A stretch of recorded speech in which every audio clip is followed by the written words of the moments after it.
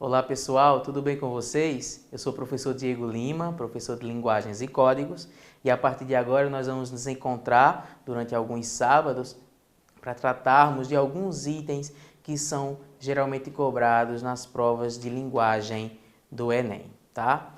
E eu começo nesse nosso primeiro encontro, nesse nosso primeiro momento, eu trago para vocês dois itens que estão conectados, que estão relacionados. Estou falando aqui dos elementos da comunicação e, consequentemente, vou falar daqui a pouco das funções da linguagem. Já já vocês vão entender por que essa conexão entre elemento da comunicação e função da linguagem, tá bom?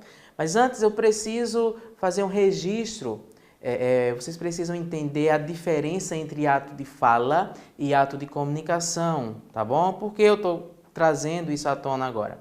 Porque eu vou apresentar para vocês os 6 elementos da comunicação e depois eu vou dizer o seguinte, que só existe comunicação se eu tiver os 6 elementos. E aí você pode pensar, mas eu posso falar sozinho, eu posso ter só o locutor. Mas aí você vai ter um simples ato de fala e não um ato de comunicação. E qual é a diferença? Na comunicação precisa haver interação entre interlocutores, entre locutor e locutário ou locutários, receptores, que já eu mostro para vocês esses elementos. Comunicar é causar uma reação no outro, é compartilhar, trocar informações, tá bom? Então, falar sozinho não necessariamente é um ato de comunicação, é apenas um ato de fala, ok? Seguindo aqui, apresentando para vocês os 6 elementos, os 6 componentes, começando pelo locutor ou emissor, como você preferir chamar, é o que fala no ato de comunicação. Agora eu estou sendo locutor, eu falo com vocês. Já vocês aí do outro lado são os receptores, são aqueles com quem eu estou falando, são os que estão recebendo a informação trazida por mim, tá bom? Então, locutor é quem fala no ato de comunicação, locutário, aquele com quem o locutor se comunica. Vocês aí do outro lado são os meus receptores, os meus locutários. Seguindo com as duas funções, mais 2 elementos, mensagem e referente, tá? E eu quero trabalhar com os dois juntos porque algumas vezes algumas pessoas misturam, acham que mensagem e referente são a mesma coisa, quando na verdade não são, tá? Então, vamos ver essa diferença, vamos entender o que de fato é mensagem, o que de fato é referente. A mensagem é o texto, o referente é o contexto. É o assunto. A mensagem é o que eu digo. O referente é o que eu quero dizer com a mensagem. Ora, e o que eu digo e o que eu quero dizer não são exatamente a mesma coisa? Não necessariamente. O que acontece, para muitas vezes nós acharmos que mensagem e referente são a mesma coisa, é porque nos nossos atos de comunicação nós procuramos ser claros naquilo que dizemos para que nossa mensagem seja compreendida imediatamente pelo receptor, pelo interlocutor, tá?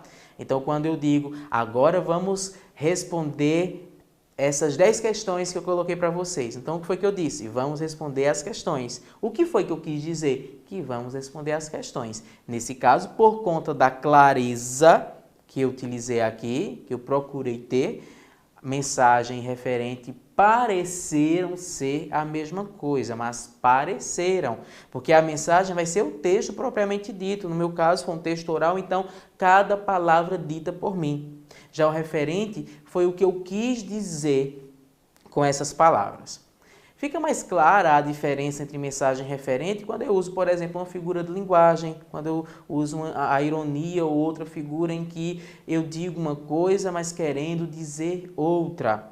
Vamos imaginar aqui um exemplo de uma sala de aula presencial, em que um determinado aluno entrasse e vamos dar um nome a esse aluno, vamos chamá-lo de Mateus. E aí ele entrasse e deixasse a porta aberta e eu olhasse para ele e dissesse, Mateus, a porta está aberta. Preste atenção, olha o que eu falei, Mateus, vírgula, a porta está aberta. Esse foi o texto, tá? Essa foi a mensagem.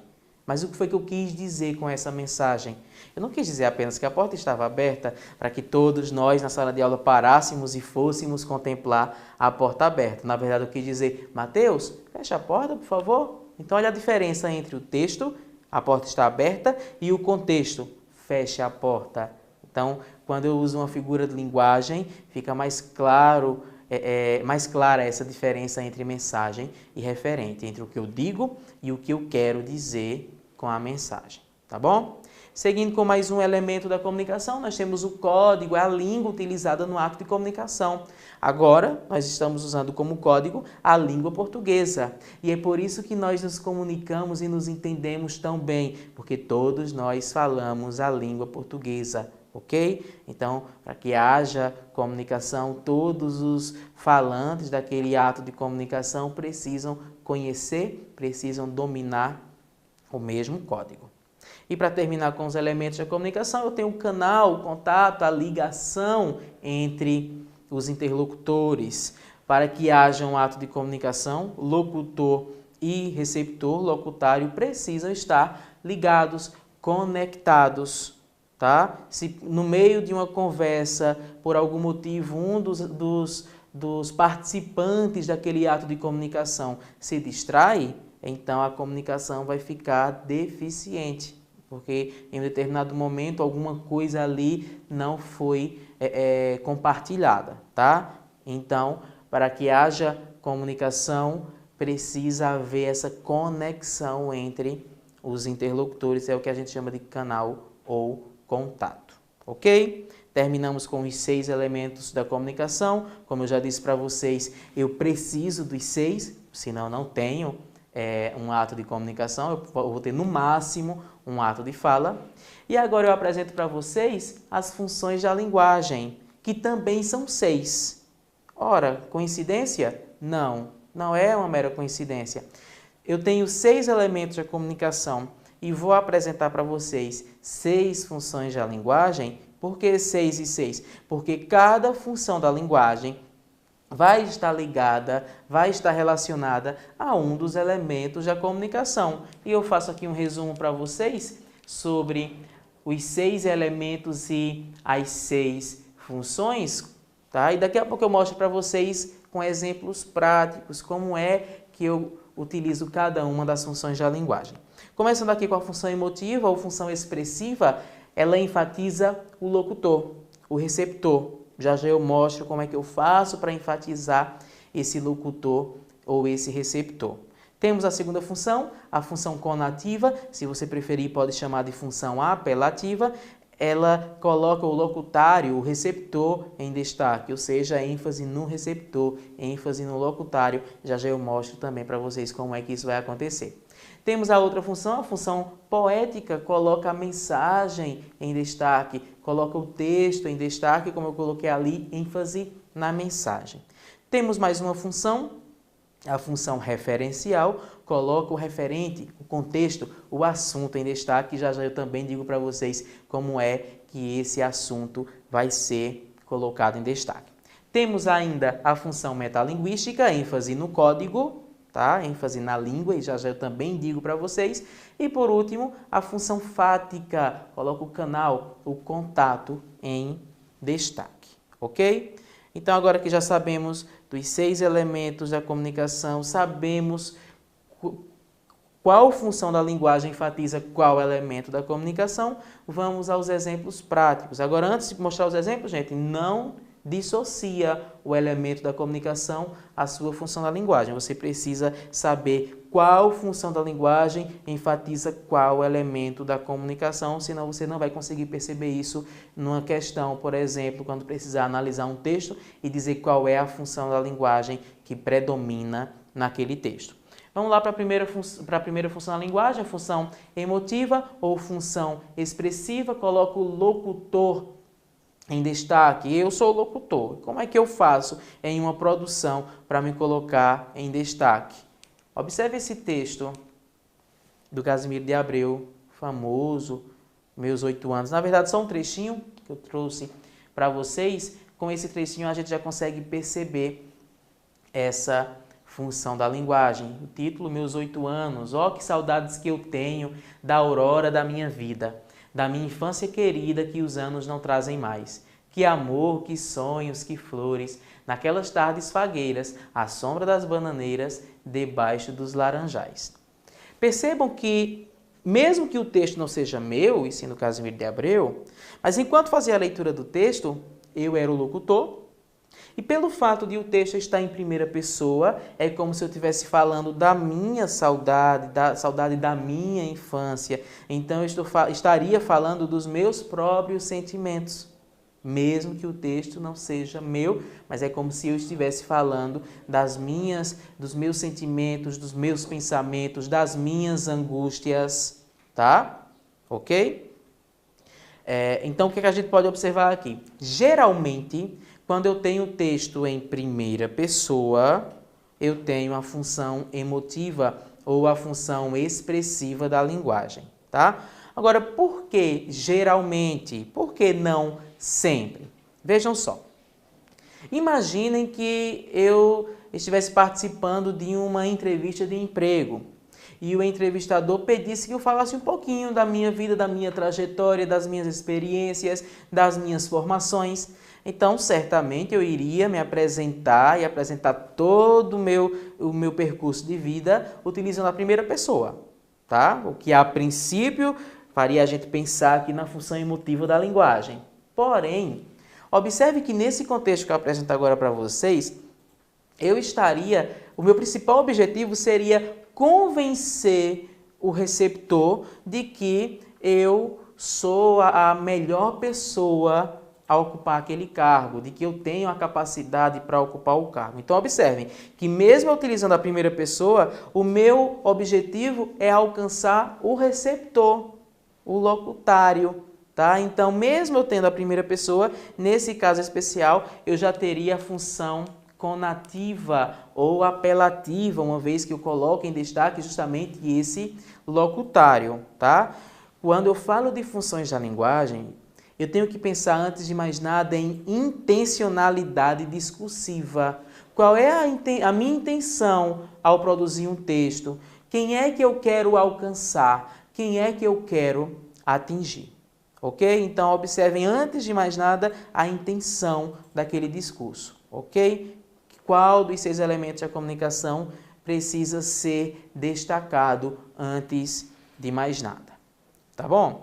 Então, já que eu já adiantei aqui a função conativa ou apelativa, é aquela que coloca o locutário em destaque, é quando o meu objetivo é alcançar você, receptor.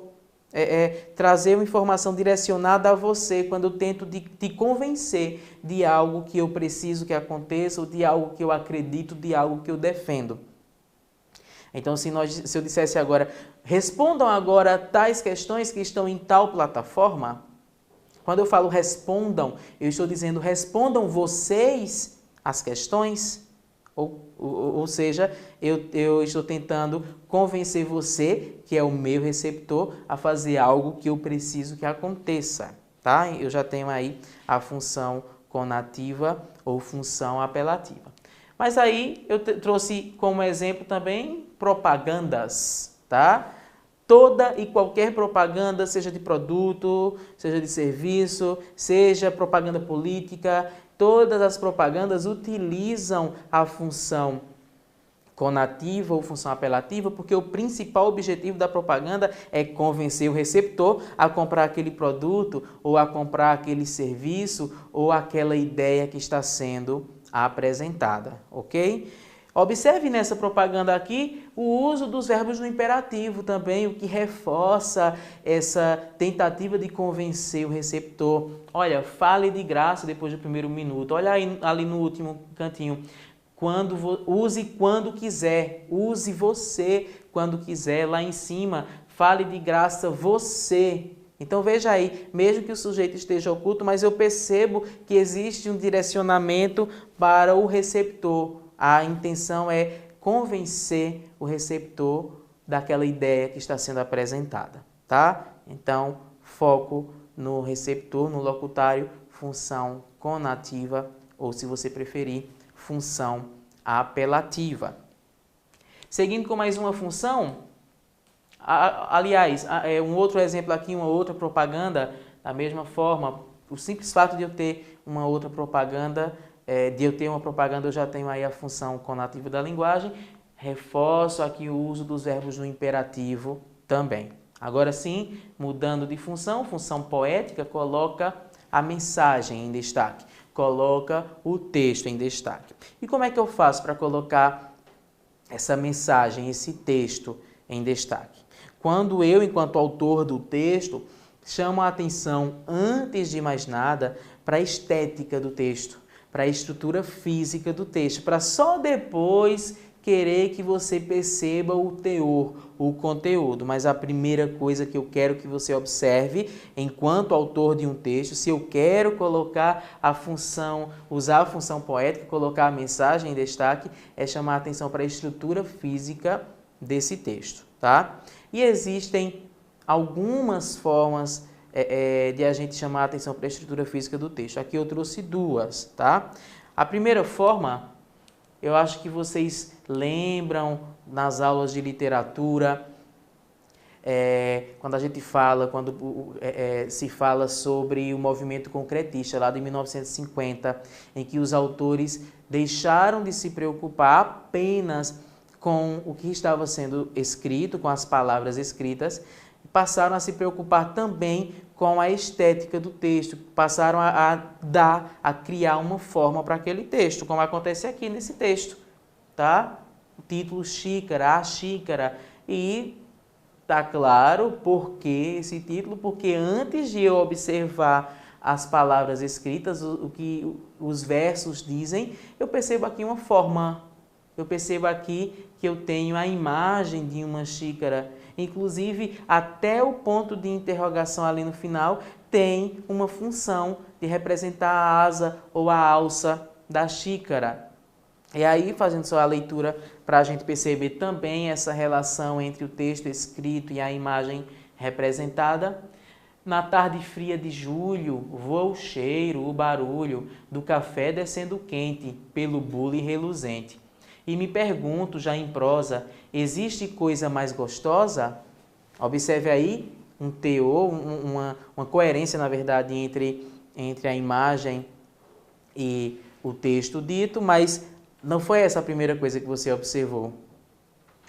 Quando você olha de longe, você nem percebe, a princípio, que são palavras. Você percebe uma xícara e só depois, quando você aproxima a imagem, é que você percebe que existem palavras ali, existem versos escritos ali também, tá bom? Essa é uma das formas que eu posso utilizar para chamar a atenção para a estética do texto, para a estrutura física do texto. Mas não é a única. Não é apenas utilizando a poesia concreta que eu vou utilizar a função poética da linguagem.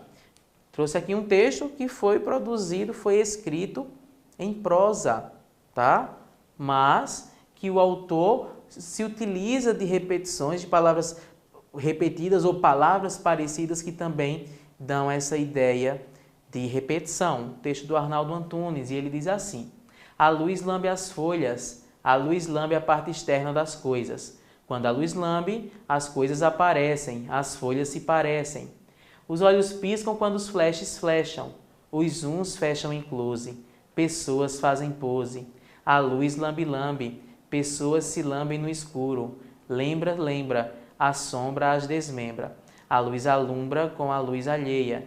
O fogo treme, as coisas tremem antes de entrar em foco. As folhas tremem quando venta, o filme treme na tela, pessoas tremem de frio, somem na treva. As folhas caem, as fotos traem, paredes têm ouvidos, as janelas, vidros. Quando amanhece, para de chover, como deve ser. O dia vem com o sol. Então, observe aqui a repetição de palavras palavras que são colocadas, palavras iguais ou parecidas que são colocadas muito próximas umas das outras, para chamar a atenção justamente para essa repetição, tá? Só uma observação. A função poética, vai ser utilizada em textos literários, tá? Em textos não literários, em textos meramente informativos, em textos técnicos, eu não vou utilizar esse recurso, eu tenho que tomar cuidado, porque senão a coesão textual vai ficar deficiente, ou talvez nem aconteça, tá bom? Então, cuidado ao produzir o seu texto dissertativo argumentativo, por exemplo, você não pode utilizar a função poética. Ah, que linda a função poética, eu vou usar nos meus textos. Não use, ok? Não use, porque isso aqui é uma característica do texto literário apenas, ok? Seguindo com mais uma função, agora a função referencial, coloca o referente, o contexto, o assunto em destaque. Vamos lá, como é que eu faço para colocar esse assunto em destaque? A maioria dos textos que nós produzimos no nosso dia, nós utilizamos a função referencial, porque nós utilizamos, temos um tema a ser abordado e nós discorremos sobre esse tema, discorremos sobre esse assunto. Um exemplo disso, um texto jornalístico, uma notícia, uma reportagem, que trazem lá na manchete o tema que vai ser abordado e durante o texto esse tema é de fato abordado. O tema sendo o assunto, sendo o referente, a partir do momento que eu enfatizo, que eu destaco no meu texto esse assunto, esse referente, eu tenho também a função referencial. Acontece também função referencial, eu vou falar de novo do dissertativo argumentativo, quando vocês produzem a redação do Enem. Vocês vão receber uma frase temática, que é o tema, que é o referente, e vocês precisam discorrer acerca dessa frase temática, acerca desse tema, desse assunto, desse referente. Então, ao produzir sobre um tema específico, que é o assunto, vocês também utilizam a função referencial. E eu trouxe aqui um texto informativo, na verdade uma curiosidade, porque as listras da pasta de dente não se misturam dentro do tubo. Boa pergunta, né? E aí, vejam que essa pergunta, esse questionamento é o assunto. De que a gente está falando? Ah, a gente está falando do porquê de as listras da pasta de dente não se misturarem dentro do tubo. E a partir do momento que vem uma resposta que tem um texto produzido para falar sobre esse assunto, eu tenho, uma vez que o assunto é o referente, eu tenho a função referencial. Acompanha comigo a resposta.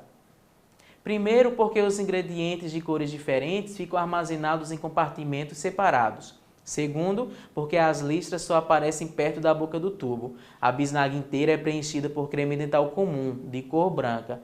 Nas laterais superiores do tubo, encontramos o gel colorido que dá forma às listras. O segredo é que o gel e o creme seguem por estradas exclusivas até bem perto da saída. A parte branca sobe por um duto que tem pouco mais de meio centímetro de diâmetro, a mesma dimensão da pasta que chega até a escova. O gel, por sua vez, flui por 4 buraquinhos de 1 milímetro que desembocam no duto principal. Lá dentro, as pequenas saídas de gel interceptam o fluxo de pasta branca e as listras coloridas começam a se espalhar pelo creme. Como isso acontece a apenas 1,5 cm da saída, os filetes coloridos saem quase intactos. Eles só vão se juntar dentro da boca na hora em que a gente escova os dentes. Então, veja aqui também um texto informativo, que fala de um assunto, de um referente, e logo utiliza a função referencial. Seguindo com mais uma função da linguagem, a função metalinguística, ela coloca a língua, ela coloca o código em destaque.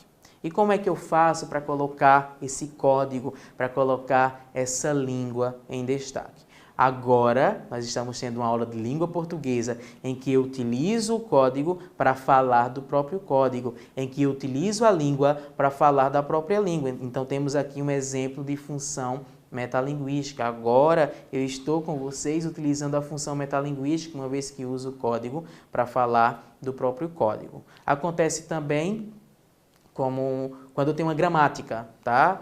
A gramática utiliza a língua portuguesa. Para quê? Para apresentar regras da própria língua portuguesa. Um dicionário de língua portuguesa utiliza a língua portuguesa para trazer elementos da língua portuguesa. Eu até trouxe aqui como exemplo justamente um verbete do dicionário, inclusive o próprio verbete dicionário, só que para representar toda a obra, todo o dicionário, tá? Substantivo masculino, coleção de vocábulos de uma língua, de uma ciência ou arte dispostos em ordem alfabética com o seu significado ou equivalente na mesma ou em outra língua. Temos aí alguns sinônimos. Lógico, esse verbete é só para representar o todo o dicionário. Aí, se for numa aula de inglês e o professor de inglês falar inglês do início ao fim, ele também vai usar a função metalinguística, uma vez que ele vai estar usando a língua inglesa para falar da própria língua inglesa. Ele utiliza o código para falar do próprio código. Acontece também quando eu tenho, por exemplo, uma música que fala da própria música. É como se a música fosse uma linguagem, quando ela fala dela mesma, então nós também temos esse exemplo. Ou quando eu tenho um programa de TV que fala de um programa de TV, certo? Quando eu tenho um poema que fala do próprio poema, nós também temos, nesses casos, a função metalinguística, o código sendo colocado em destaque. Para terminarmos, a última das funções da linguagem, a função fática, coloca o canal, coloca o contato, coloca a ligação em destaque. Quando é que eu coloco esse canal, coloco esse contato em destaque?